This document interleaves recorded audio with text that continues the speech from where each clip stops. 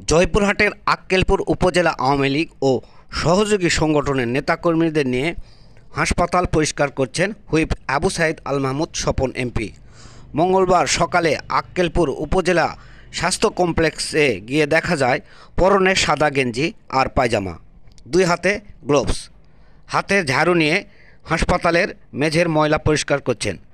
সঙ্গে আছেন আরও 40-50 জন নেতাকর্মী। পুরো হাসপাতালে পরিষ্কার পরিচ্ছন্নতার কর্মযজ্ঞ চলছে।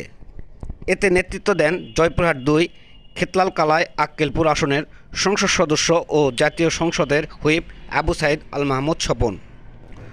মঙ্গলবার সকাল 10টায় জয়পুরহাটের আক্কেলপুর উপজেলা স্বাস্থ্য কমপ্লেক্সে আওয়ামী লীগ ও সহযোগী সংগঠনের নেতৃবৃন্দ নিয়ে পরিষ্কার পরিচ্ছন্নতার অভিযান চালান হুইপ। 1.5 ঘন্টা ধরে চলা অভিযানে হাসপাতালের বহির্বিভাগ সহ হাসপাতালের